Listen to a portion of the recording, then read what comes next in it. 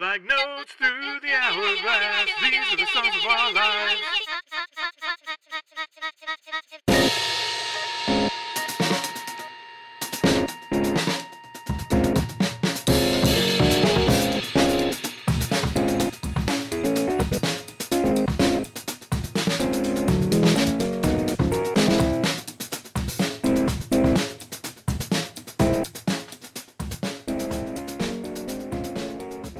Hello and welcome to the latest episode of Songs of Our Lives. I'm Brad Rose. I'm an artist, a composer, a writer, the founder of Foxy, Digitalis, and someone who thinks about music and sound far more than is healthy.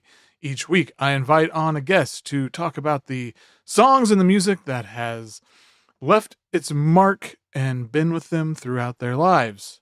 Hence the name. Previous guests include Joe Rainey, Anna Butters, Jalen, David Grubbs, and so many more. But this week, this is the first of sort of a 1-2 punch episode that are related.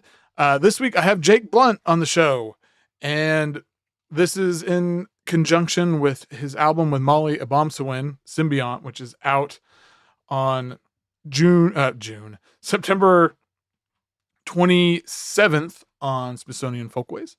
It is awesome. Surprise, surprise. But it's such an interesting record. Like it's fun to listen to. It's really good to listen to. It's like heavy and it's like heavy and heady, really. But it's also super listenable. But the thing that and Jake and I get into this, and next week Molly and I get into this, like from the other side. They're two artists that have very different approaches. Like there's certainly connective tendrils there, but it's so cool. Like I love a collaboration like this where you can tell it's like it doesn't sound like it doesn't really sound like either of them. It sounds like this different thing, but you can totally hear that where maybe, you know, Jake's approach influenced it more, where Molly's approach influenced it more, and especially where it sort of smashed together and created this new thing. It's a hell of a record. I recommend like giving it kind of like just really focused listening, because the more you dig into it, like all these different things emerge, and it's really mind-blowing, honestly. Like when I saw this come through across my desk and, you know, see the two people involved, two people who I have great admiration for, it was like, oh yeah, that makes sense. And obviously like Molly's been on some of Jake's previous work, but yeah. Anyway, so I was super excited to have both of them on the show. So this week we talked to Jake. Next week we talked to Molly. And hope you all enjoy it.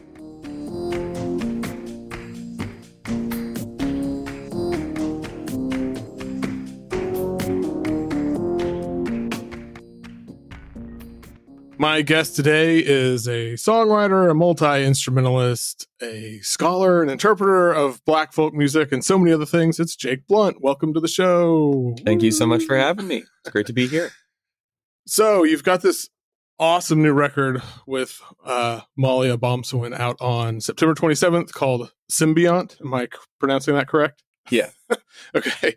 I'm curious how the two of you met and kind of started with this idea for this project, where it came from.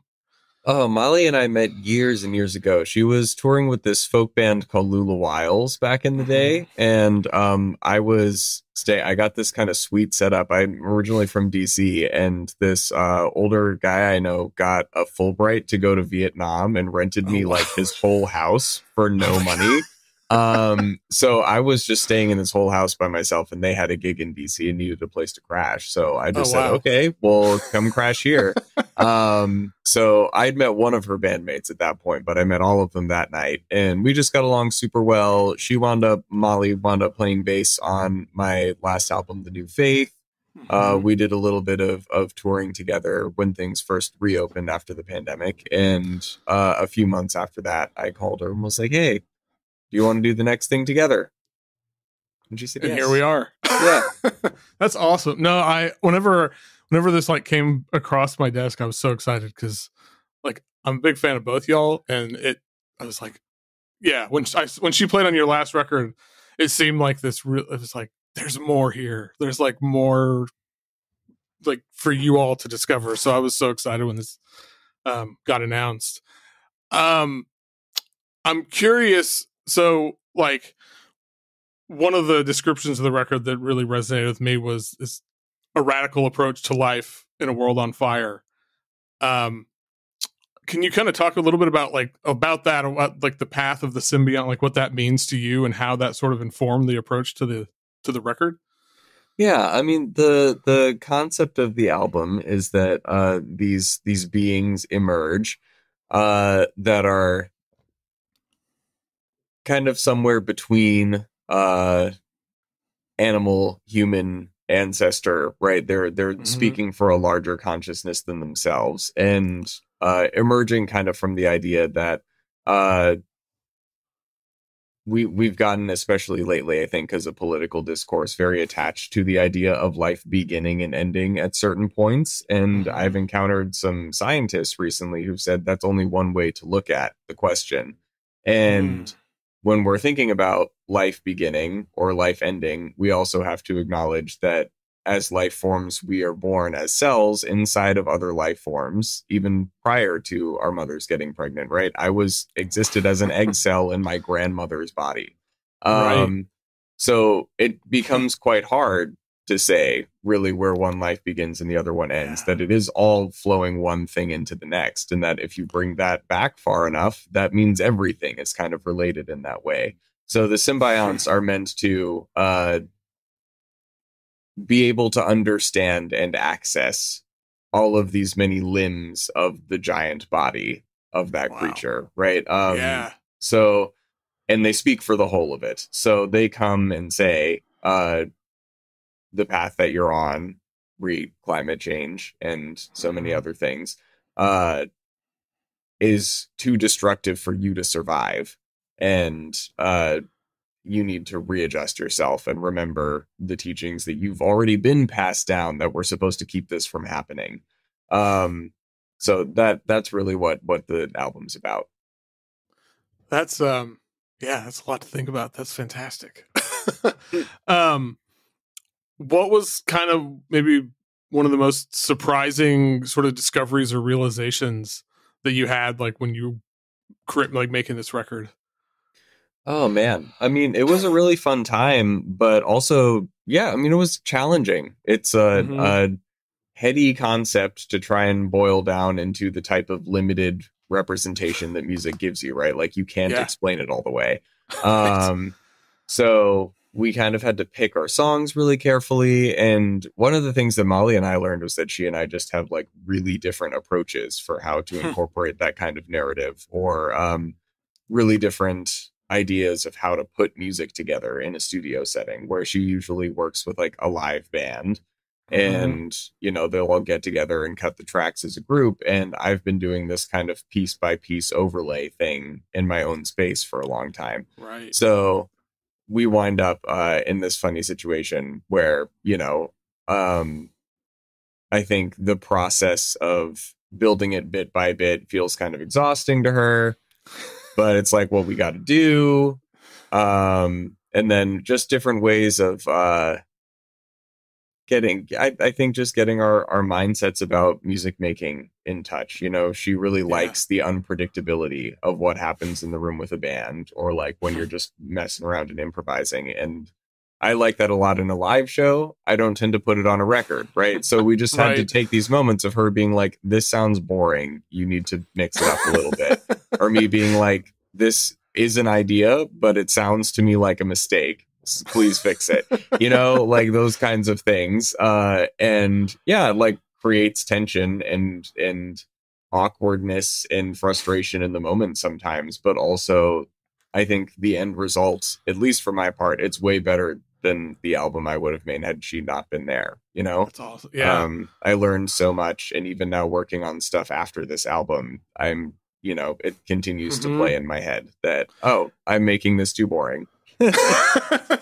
It must be fun to play live. Like, I mean, thinking about that and doing, you know, making this sort of studio record and then now translating it to a live show, that must be a lot of fun. Yeah, we're still kind of working on the how of it all. You know, it's one of those moments where, because because it's a studio album, Mhm. we're having to put a lot of work into kind of rearranging some of the songs for the live setting.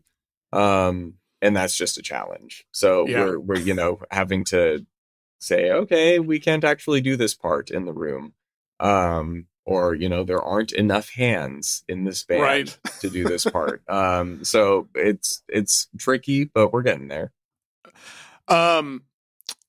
Really quick, I wanted to this is like gear nerd stuff, but the plant operated synthesizer you use on Old Indian Hymn, like I'm really fascinated by this concept. I've played around with some gear that is, you not plug into plants, but whatever, attached to them. I was just wondering if you could talk, like, I think that's like a really interesting choice with the theme of this record. And I was just wondering if you could talk about that a little bit, like how, like, working with that instrument and the connection to that piece or the record overall. Yeah.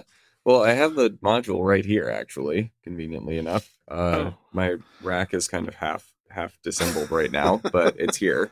So this is the piece that I use. It's called an Instruo-Sion. I've been looking at one of those exact modules myself. It's really cool. It kind of does one thing really well for me. I think that I could learn how to do more with it if I was smarter. But basically, you attach some sensors to a plant and it converts the bioelectric signals running along that plant into control voltage for the synthesizer. So I plugged that mostly into, I have a Moog matriarch right here. So that was kind of the baseline for a lot of the drone stuff that happens on there. Yeah. And also some of the other stuff. There's quite a few sounds that originate in that. That's cool. And then lastly, the other collaborators you have on the record, like one of my favorite people in the world, Joe Rainey. Yeah. Taylor Hobynum. Oh, Jeannie, Gene, and I'm gonna butcher the last name. CD. Maiga. CD Maiga. Okay. Yeah. Can you just talk about them a little bit and like how they sort of became part of the record? Yeah, Joe was definitely Mali's idea. She will have a more interesting story to tell you when you interview her. Yeah, she's gosh. I think that Mali and Joe just met on the road somewhere, and we wanted a feature on that track, On My Way's Cloudy, and she was just like, hey, I think you do a great job. And I was like, sick, okay. Yeah. And then he like recorded some vocals while he was like on the road somewhere and just sent them in, and I dropped them in. I was like, okay, we're done. The song's done. It's great. Yeah. He killed it. CD Maiga is a djembe player who lives here in Providence. So I've seen him play a bunch of times, and wanted that energy on the album somewhere. Yeah. And it turned out to really fit that track, No Hiding Place, that it's on. Gosh, there's Windborn as well, who did some vocals that wound up kind of folded into the drone on Old Indian Hymn. So the texture, the atmosphere sounds on that track are kind of a blend of human voices and the plant synthesizers. Oh, that's cool. Yeah, and then Jean Meserve is my mom. So, yeah, she know her pretty well. Yes, indeed. She spent most of my life as a broadcast TV journalist. So, we wanted like a news voiceover introduction, and I was like, I know someone who can do this really convincingly for free. So we called her, and the album's coming out one day before her birthday. So her birthday present is her Smithsonian Folkways debut. So. I mean, what more can you ask for? That's awesome. Yeah, when I first listened to it, and didn't really look at the credits. I just listened to the record. I was like, because it sounds exactly like a news broadcast. I was like, what is this from? Okay, that all makes sense. Yeah. And then Taylor Hobynum actually was Mali's teacher. So she'll have a whole story there. She studied with him quite extensively at Dartmouth, I think. He actually played the first show we did of this material with us. Wow. So, that's awesome. Okay, yeah, I will be sure to press her on those things when I talk to her later this week. Okay, well, I could go on about this record for a long time because I really, really love it. But time, we all have limited time. So we're gonna jump into the meat of this thing here. And as always, I will start by asking, what is the first song that you remember? So this was tough because I feel like I have a set of songs that I remember hearing when I was very young, but because my memories are not chronological at that point in my life, I don't actually know what I heard first. So I picked the one that had the funniest story attached to it. Perfect. Which is YMCA by the Village People. So when I was a kid, my parents tried to get me into this, like, accelerated learning daycare thing. And they had to like apply me for it. And I went into the like preschool interview, whatever this was, so extra. And the teachers were like, "Oh, sing a song for us," expecting me to do like Itsy Bitsy Spider or something. Right. And I started just busted out YMCA by the Village People, complete with the dance and everything. Oh my gosh, that's incredible. Which is resurrected itself with Hot to Go, right? This has been very entertaining. I'm like, we literally just have like a gay person spelling out letters with their arms, right. And we've come full circle. It's great. Yeah. Did you get into the program? I did. Oh, well, I'm can't imagine. The YMCA performance must have sealed the deal. Exactly. That's awesome. I don't know. I thought this might be your answer for like the song that puts you in a better mood, because I don't know how anybody can listen to YMCA and not smile. But it's one of I love that this ubiquitous song like this, it's like part of the zeitgeist, is this gay anthem. And you see, it's one of, I love, and I grew up and I live in Oklahoma, and going to like a baseball game and seeing everybody bust out YMCA it always puts a little joy in my heart. So there's a couple of those. I feel the same way about Love Shack by the B-52s, right? Like both are just like songs about cruising. Yeah. And people just are like, yeah, wholesome family fun. Like, I don't know if you thought that hard about what this song is about, but cool. Let's go. Well, on another note, what is a song that will make you cry? I picked Kashiba Kashiba by Our Native Daughters, which was written by my friend Allison Russell. Just like a really moving tribute song to an enslaved foremother of hers. She kind of went deep back in her family tree and found this name. And I'm not sure exactly how biographical the content of the song is. Sure. It seems like it covers so much span that maybe Kashiba is standing in here for a lot of foremothers rather than being one specific person in the story that's being told. But it's a really, really beautiful song that I just have loved ever since I first heard Allison play it. And it again and again. I think like more than almost any episode I've done of this so far, which is a lot now, I think you've turned me on to like, there's a number of things on here that I wasn't familiar with before, and just kind of blew my mind. Like this just like left me on the floor.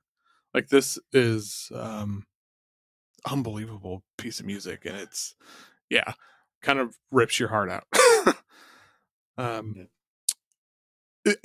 What on the other side of that? What's the song? If it's not YMCA, what's the song that'll put you in a better mood? Look at my list here. Oh, there we go. Okay.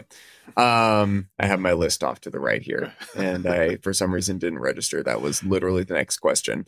Okay. The song that puts me in a better mood was "You Know Where to Find Me" by Imogen Heap. Oh, wow. Which honestly, it could have been like anything off of that album, right? Sparks by Imogen Heap is just such a good album. And like Lifeline also definitely would fall in this category.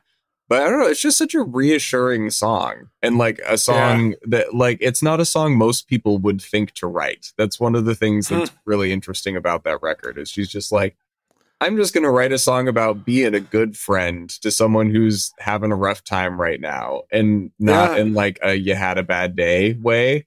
Right.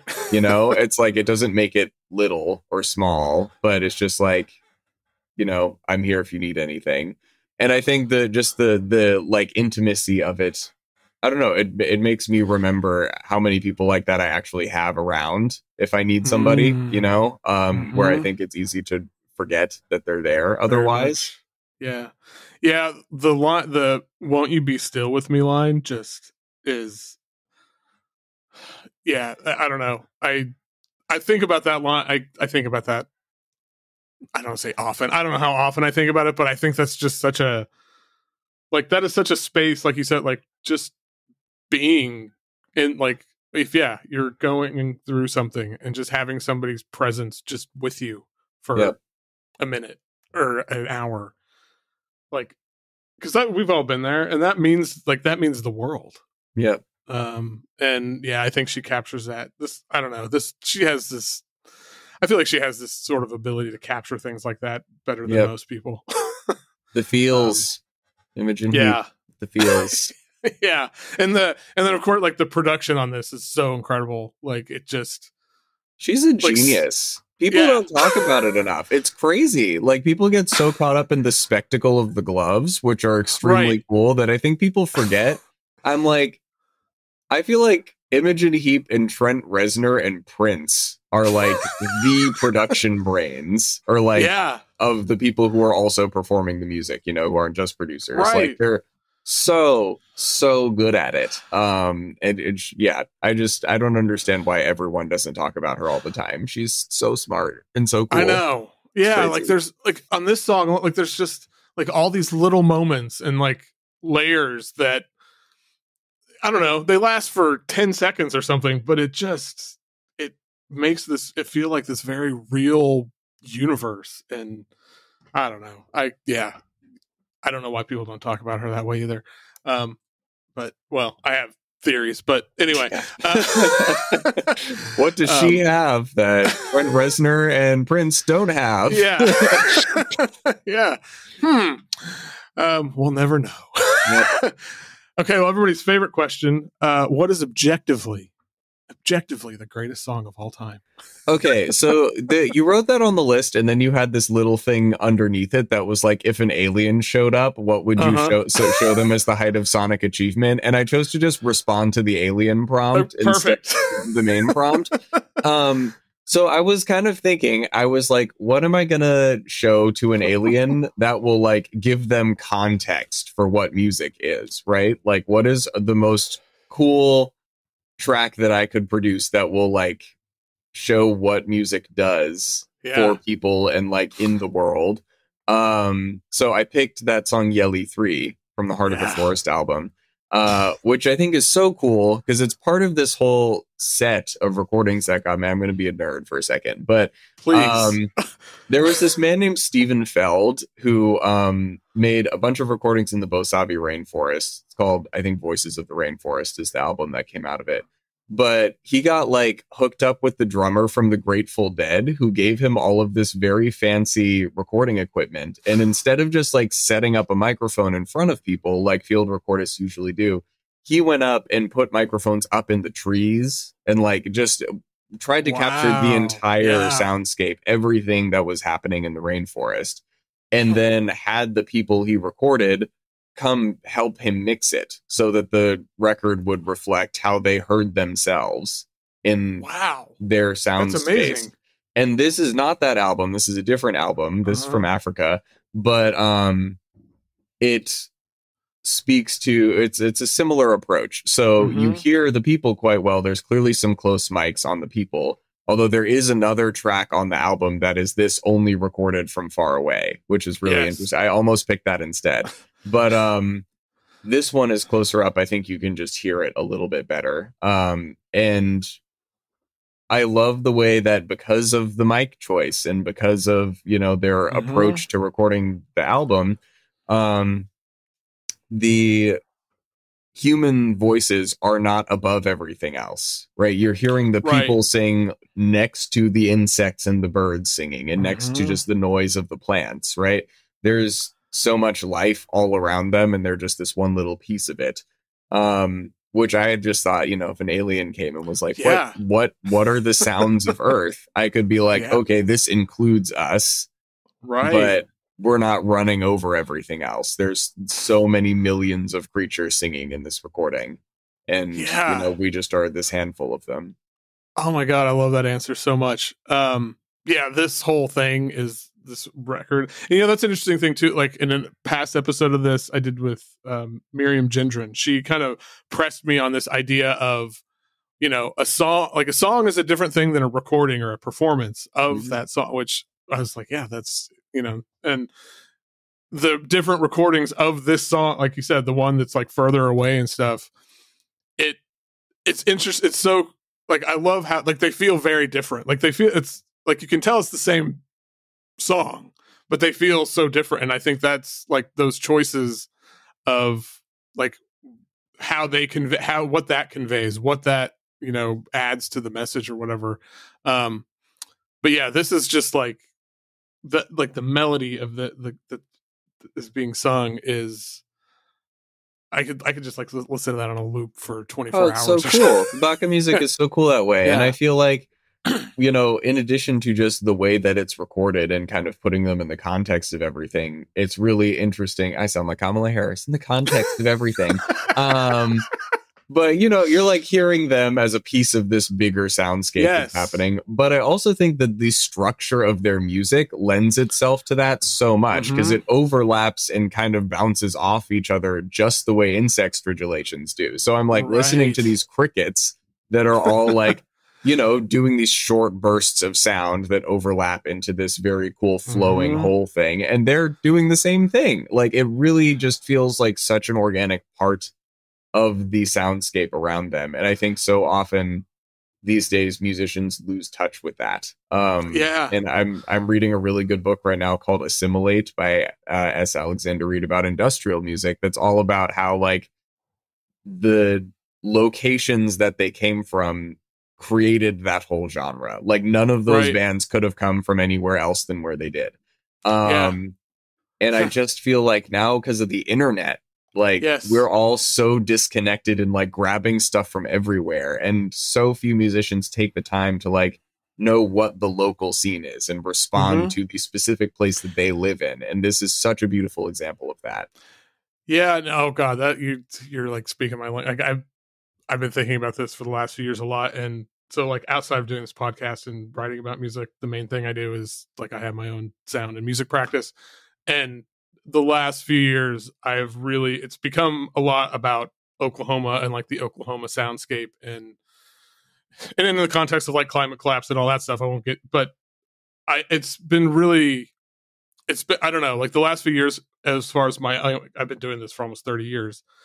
It's been like the most rewarding in a lot of ways, because of, I feel so much more connected to this physical play. And it's funny because it's like, I've lived here my whole life, but I was just always whatever. And I think there's, especially in 2024, God, it's such it feels almost radical to like, okay, like, I'm just going to kind of put blinders on in a way of, and like look at around me and focus on that. And, but yeah, I love this. And just speaking of this album too, I also wanted to mention those water drum tracks are so cool. Some of the coolest things ever. Yep. It's awesome. So everybody should listen to this whole album, because it's magic. Okay. What was the last song that you completely fell in love with? I picked, I don't actually know if I'm pronouncing this correctly. I think it's called Harefoot by Lassi Logren, who is a Finnish jouhikko player. It's spelled Harefoot, but I don't know if it's a Finnish word that just looks like that word. I have not talked to this man before, so I don't know. But it's a really, really beautiful piece of music. I'd heard the instrument before, I think, but maybe not paid enough attention to it. And my friend Patrick Ahlberg, who's a Swedish fiddler who lives in Chicago, sent me that track literally out of nowhere. I don't think I talked to him in weeks, and he just like sent it to me on Instagram, and I played it, and I was like, this is the best thing I've heard in my life. Like, I think I probably listened to it like really intensely for like 4 days, and it's like on my most played list on my streaming thing. So it hooked me real deep. I love it. And it's so elegant and pretty and refined. I love the tone of that instrument. It sounds like nothing else I've ever heard. And just the like cyclicity. There you go. Cyclicity of the melody is really interesting to me. So many of these old folk songs in kind of all traditions, right, are all just about this like thing that loops back on itself. Yeah. And I think because of the way that one just is like chopping up really few notes and like mixing them a little bit differently in each part, it's like constant variation that's a little bit hard to figure out at first, but then also always sounding kind of the same. It's really interesting. I love it. I think it's so beautiful. Yeah, one of my notes on here is like, I love the cyclical melody. So there you go.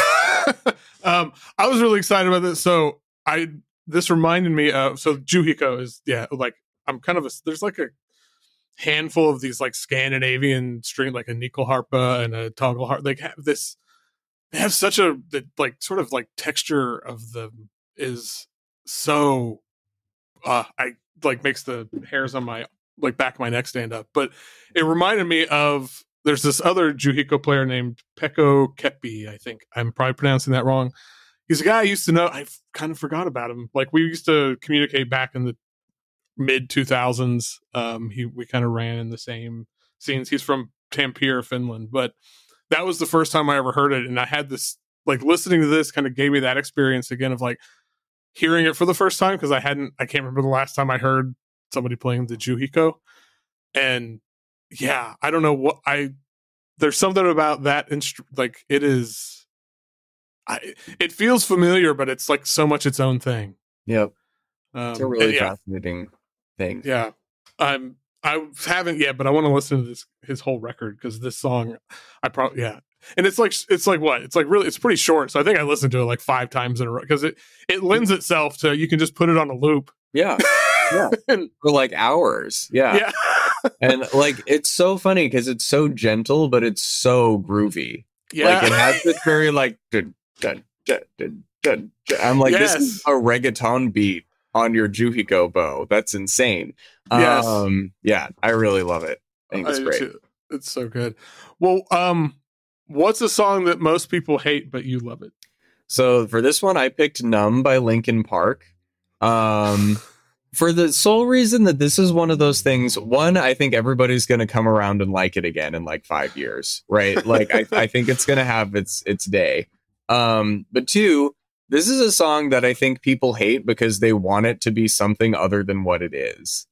And this is a thing that I just always come back to with stuff like this, where I'm like, if you don't like that thing, you don't like that thing. But people are like, that's a bad song because it's like not smart enough. It's like too whiny, whatever. And I'm like, I mean, yeah, but that's what they set out to do. Like, It's not a bad song. It like does exactly what they wanted the song to do. And you just don't like that thing, which is fine. But like, there's a ton of good music that I don't like. It doesn't mean it's bad. You know, it's just doing a thing that I don't need done for me right now. And I think that sometimes people really go after like lyrical nuance in places where maybe lyrical nuance isn't the most effective choice, right? Or like, they want it to be like delicate or like dynamically intense, when I'm like, no, this is just like a whole song that is just like yelling. The whole song is yelling the whole time, all at one time.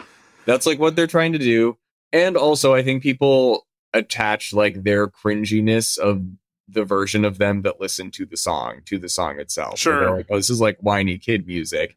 And I'm like, he was writing about his wife.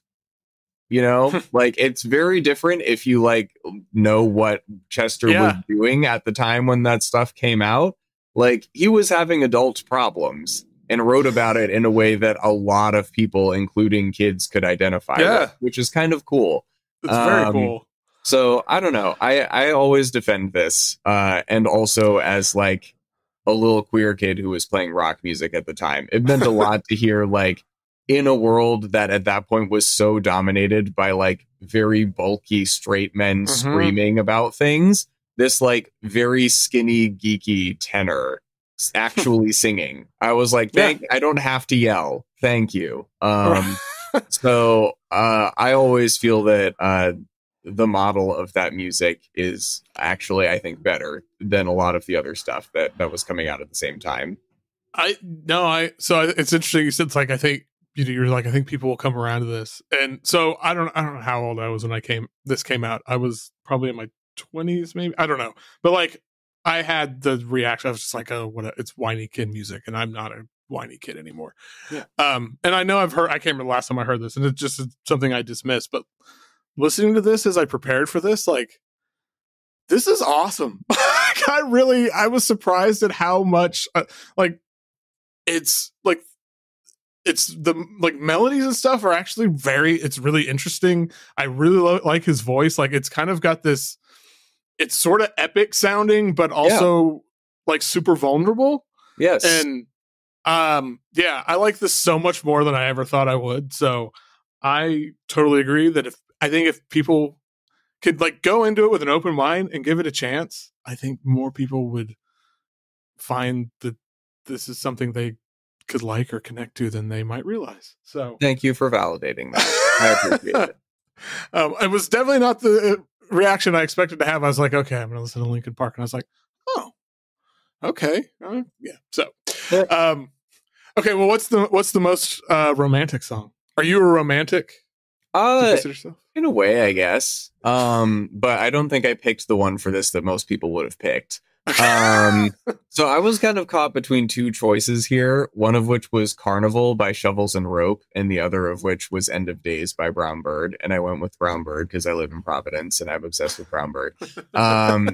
So yeah, it's just a really beautiful song. And I think more so, there's so many songs from that band that wind up taking on additional meaning because of like what they went through. As you know, I don't know if you are familiar with this band at all, but not really. Like Providence folk legends. Okay. And I heard about them long before I moved here, when I was like a high schooler getting into folk music. And they used to tour around with like the Devil Makes Three in them. So they were like on that whole circuit. And it was at the core of it was this duo, Dave Lamb and Morgan Eve Swain, and they had other people kind of join the band and leave the band, etc. But that was kind of the core of it. And he got leukemia probably like my senior year in high school, and this was like pre-Obamacare kicking in, like they had no insurance, and they managed to like crowdfund enough to cover his whole treatment, and somehow managed to write and record an entire album while he was going through his leukemia treatment, and got him home at the end of it. And then he had this thing called an acute leukemic relapse and died in like 2 days, like out of nowhere. It was really, really bad. Wow. And that album, Axis Mundi, that they made together is absolutely incredible. But it obviously didn't fit this prompt. Sure. But End of Days is just this really kind of prescient thing, right? Like when they put out that album, Salt for Salt, they couldn't have known that was coming. But it's one of those things where knowing what they went through together in the end, it adds such another depth of dimension to like the commitment in that song to hold each other even while the entire world is collapsing outside your door. It's a really beautiful thing. And was really meaningful to me, especially like during the pandemic when I was like locked down with my partner at the time.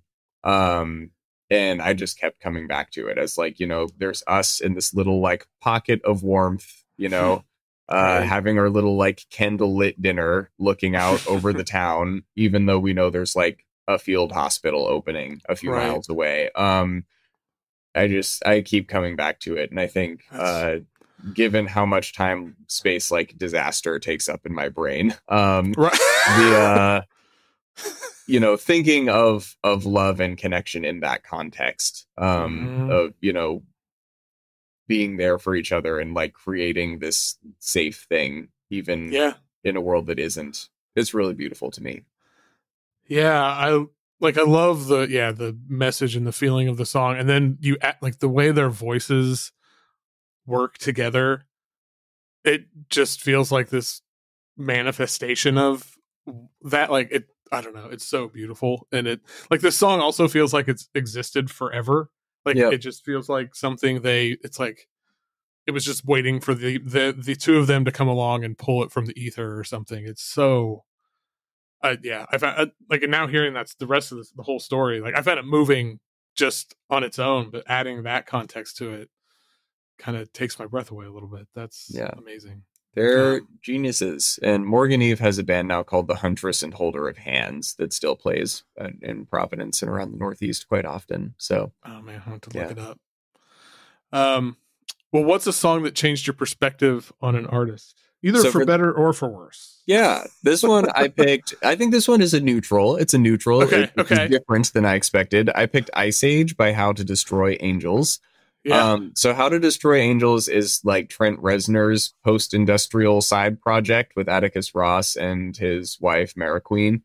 And it's like the coolest sound. I mean, it's the whole project, everything they did sounds really cool together. Right. So obviously Trent Reznor is like best known for Nine Inch Nails, but that's probably like my favorite band. But but I think Ice Age to me was just a completely different set of sounds. It was just like I would never have known you had this arrangement in you. It's crazy sounding. It's like, let's sample all of these different weird things we're doing on a prepared piano, and just like, there is no percussion. Like it's just so, well, I guess technically piano's percussion, but you know what I mean? Yeah, there's no drum.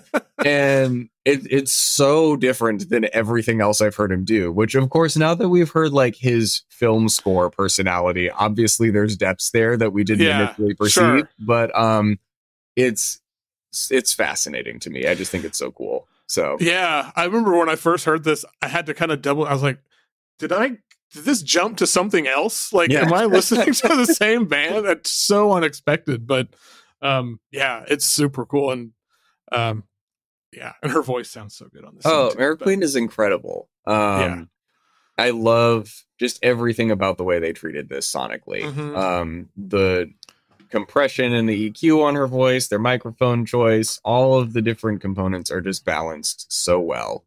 It just breathes so nicely. Yeah. Are lyrics like an important thing to you? It depends on the song. Sometimes yes. If they're the focal point of the song, then yes. Sure. And then sometimes it's like numb, where I'm like, this is the point is not to be fancy. Yeah. Well, what are your favorite lyrics? So this one was a hard one for me because I picked Left Alone by Fiona Apple, but I could have picked anything off of that entire album. Sure. Like the whole album, The Idler Wheel, is so good in the lyrics department. I mean, so is Fetch the Bolt Cutters, right? Like any of those songs, I think would have done the job here. I just like have a special love for The Idler Wheel. But she's probably my favorite lyricist when I think of someone who voices things in a way that's really clever and really evocative and nuanced and tasteful. Like she's just so good at it.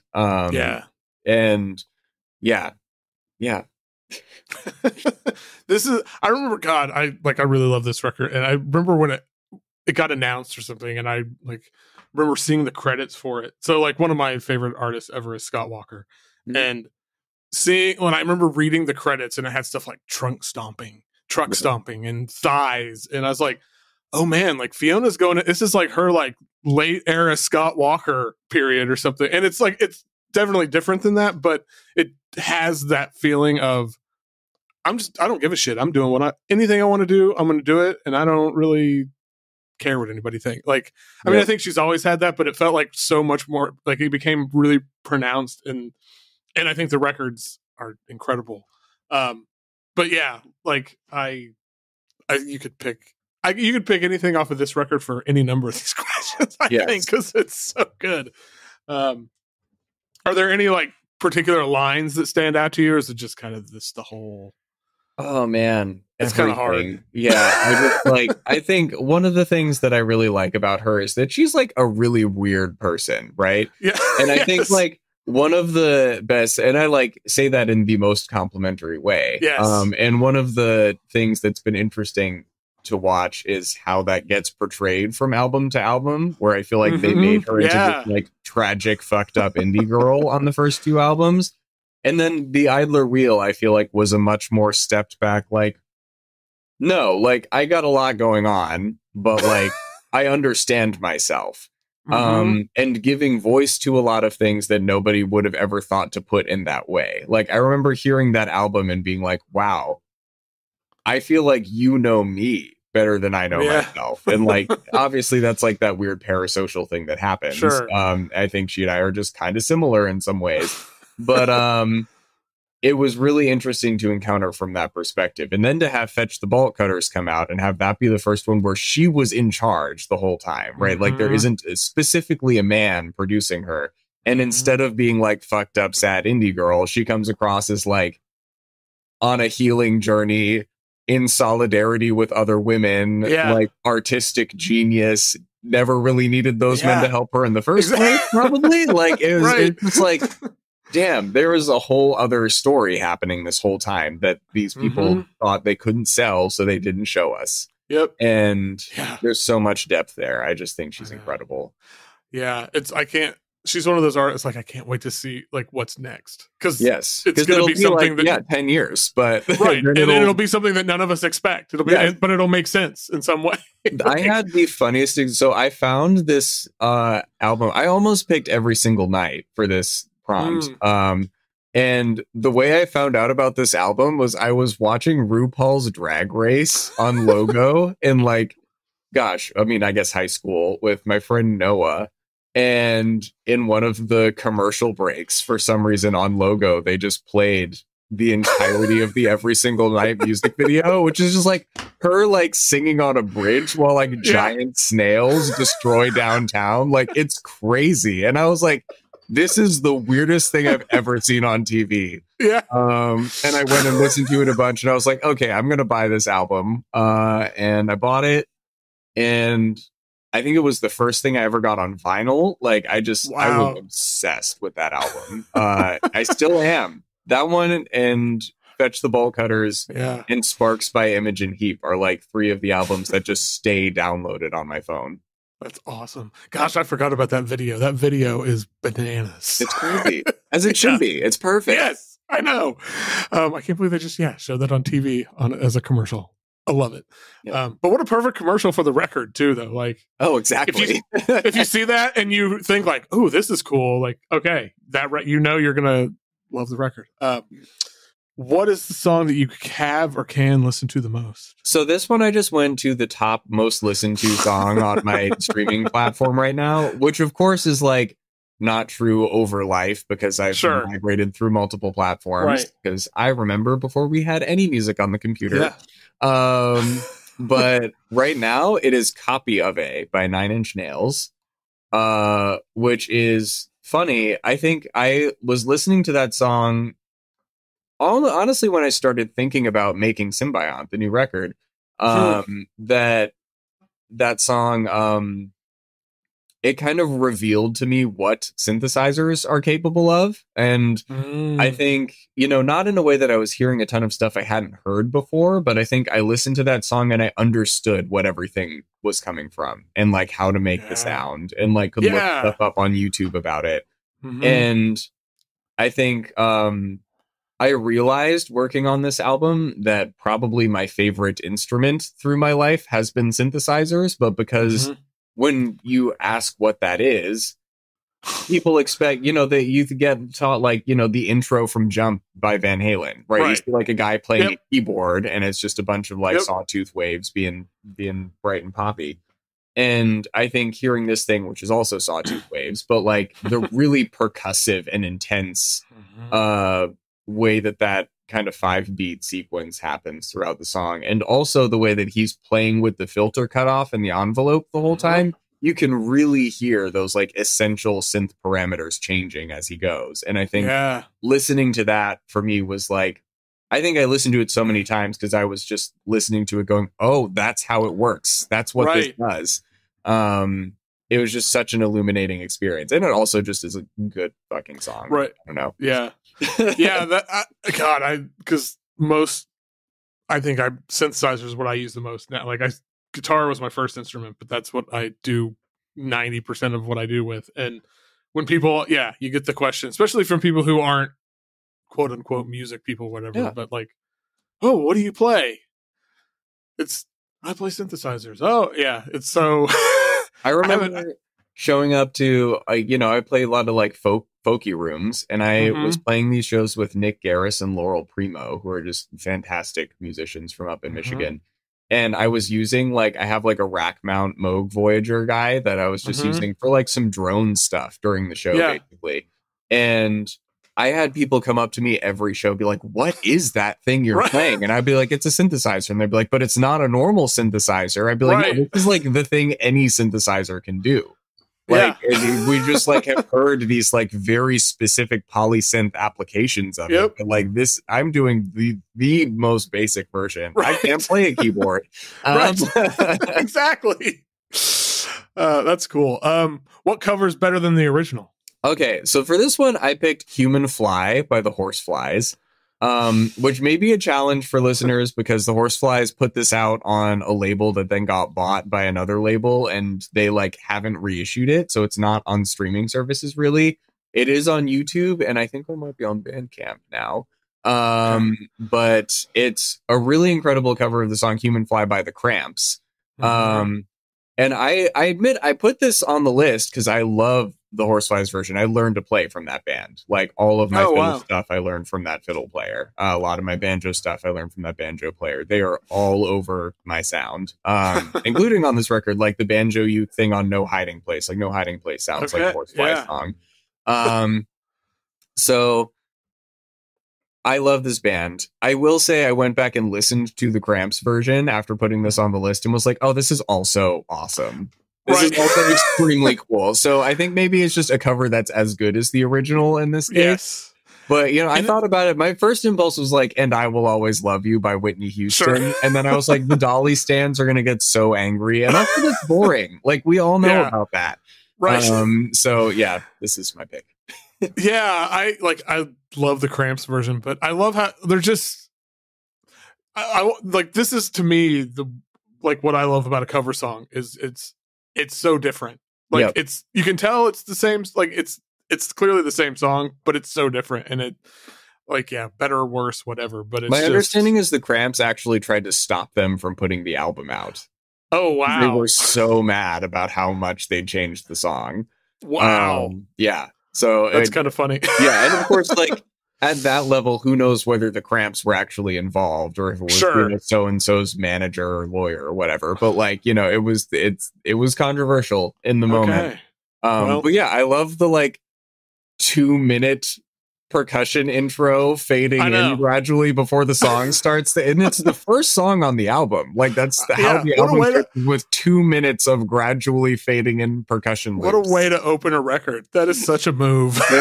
They're monsters. They tell the best stories about recording this, and are also people who are really into the question of responding to the place that you live. They did this one up in Canada, but they did one album. They got a big record deal, I think the album after this, and went out to Los Angeles to record it. It's called Gravity Dance. I love it. And they're it sounds good, but it doesn't sound like us because we're from Ithaca where it's cold and dark and everyone's stressed out all the time. And that album sounds like we recorded it living in Los Angeles, sitting in a hot tub every night. They're we're even though the songs are the same, we were not responding to the same place, and it doesn't sound like us anymore. It's fascinating. That's really interesting.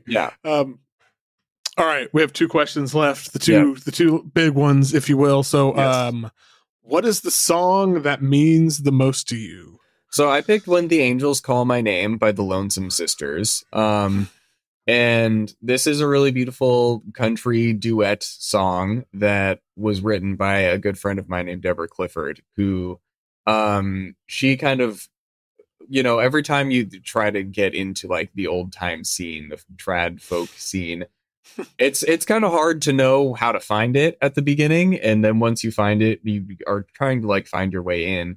And one of the ways you do this is with camps, fiddle camps, etc., which are mostly adults, despite being called camps. And when I was in college, I had like just found out about all this stuff and was really trying to become a part of it. And I met Deborah at this place called Cliff Top, which is like the old time festival. Like everyone goes, all the biggest people enter the contests and stuff. Like it's a few thousand people. And the way our festivals go, there aren't booked performers really. Everyone just sets up a tent and jams. And I met her there. And she was super nice and super welcoming and was like, I'm running this camp. Let's get you to the camp. And really like pulled some strings, whatever. And this is like an older LGBT person, right? She was lesbian. And I think saw me as like this young queer person who was trying to get into the music and like really dedicatedly made it available to me. Like, got me into that camp as a scholarship student. I came back as staff the next year. Now I go back as faculty. It's called the Old Time Rollick at the Ashokan Center. It's beautiful. And she just gave me amazing advice. We played amazing tunes together, and she died really suddenly. I think 2 falls ago now. And it was just like crushing. Like I still like intermittently just get really sad and cry about it. And this is a song that she wrote kind of about when she dies, years beforehand, again, not knowing. And I recorded it a couple months after she died with another dear LGBT elder friend of mine named Kathy Fink. And we're still kind of trying to find the way and the time to put that out into the world. Wow. But it's just such a beautiful song, and I miss her a lot. That's a really beautiful story, and it's, oh my god, this song is stunning song. Yep. No one does duets better than them. Gosh, it's amazing. Kathy Fink, is she a banjo player? Yeah. I feel like I came across her on like TikTok or something. Oh, like, was it the Childless Cat Lady song? Or was it the with the Chinese hammer dolls? With the oh my god. I think I watched that video 100 times. That's incredible. Okay, so I did a whole tour with them right after they put that video out. Kathy and Marcy are like they're my lesbian folk moms. Like when I got into awesome. Brown, I bought them Brown University mom hats and they wear them all over now. They're amazing. Wow. So we're very, very close. I love them so much. And yeah, I mean, Kathy's a beast. I was just talking about Cliff Top in the contest there. She was the first woman to win the banjo contest there. Amazing. Yeah. Yeah. After seeing that video, I kind of went down this rabbit hole watching a bunch of her videos, and it was just, awesome. She's amazing. She's like a legendary mentor. She puts so much work into all of the young people she knows, just trying to make all of her knowledge and skill available to everyone. She's just selfless and incredible. Awesome. That is so cool. I love that. All right, last question. What is your favorite song right now in this moment? I chose Biscuit by Portishead here. And again, this is another one where there probably would have been like a few top contenders. But that one has stuck around. I first heard Portishead years ago, of course, and like intermittently have run across like Glory Box or whatever. I earlier last fall, my friend Nick Bentz, who's a composer at Brown, liked this extremely weird like animation video on Instagram that was like totally out. And I brought it up with him later and he had no memory of this video, but it was so strange. And because he liked it, it popped up on my Instagram feed and I watched it, and it was like someone had basically like used Unreal Engine to make a music video for Biscuit, which is part of it. And I was like, I think it was because of this. It's an extremely psychedelic animation. Like it's crazy. And I was like watching this thing. I think it was partly because of how good the video was that it hit me as hard as it did. But I was like, how have I never listened to this band? This song is so cool. Like I'd heard them before, but I never listened, you know? Right. And I have had that album. Again, another one always just downloaded on my phone. I play it for people. Folk musicians love Portishead. I put that on the tour van and everyone's like, what is this? This is so cool. That is awesome. Like it's amazing. And I just The production is so impeccable. They thought through every little detail so well. I love it. I love that album. I think it's incredible. Yeah, I love that. I love that band. Like, there's few bands I can think of that have had like a 3 album run like they did, because all their albums I think are spectacular. Oh yeah, and it kind of like, whenever I think of Portishead and like this song, really, it's like, it feels like this. It's like this music from the future that was, but like dug up in the past or something. Exactly. Like There's such a weird time machine thing going on. Yeah.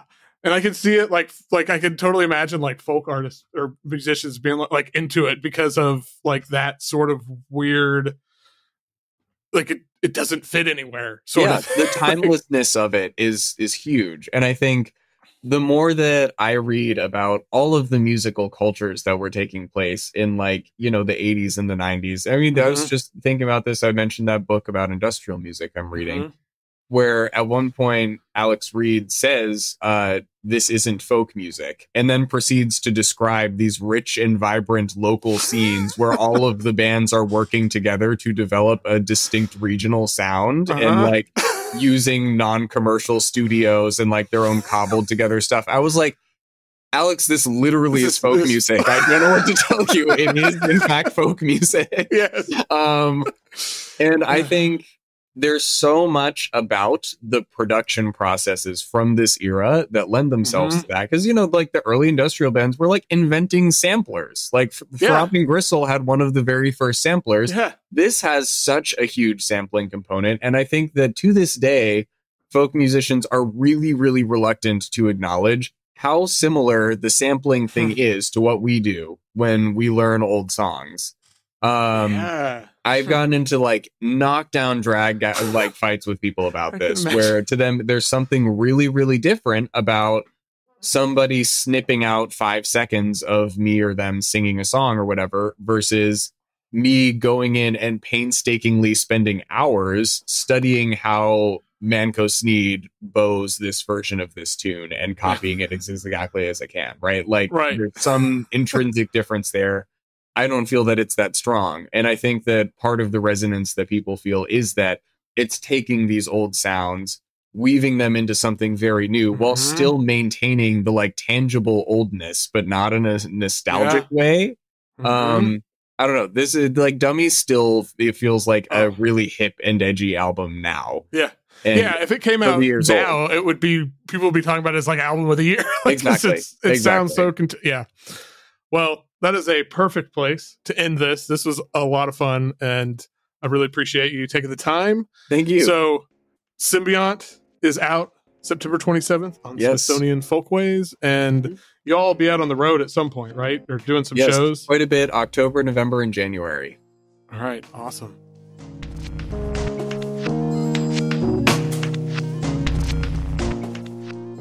Once again, thank you to Jake Blount, and make sure you go and check out Symbiont, which is out, like I said, September 27th on Smithsonian Folkways. Of course, you can listen to all of Jake's picks at the link in the show notes. And yeah, it's I love records like this. I've always been a big like collaboration like I always get excited when I see people come together and do a new thing.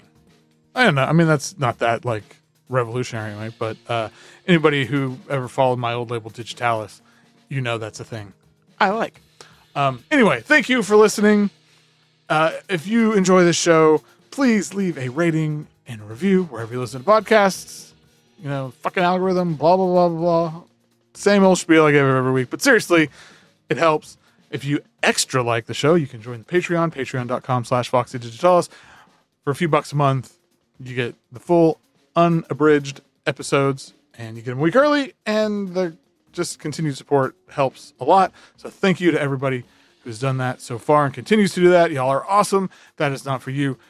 Take those few bucks, put them towards Symbiont, pick it up, all that. And until next time, keep on listening to whatever the hell you want.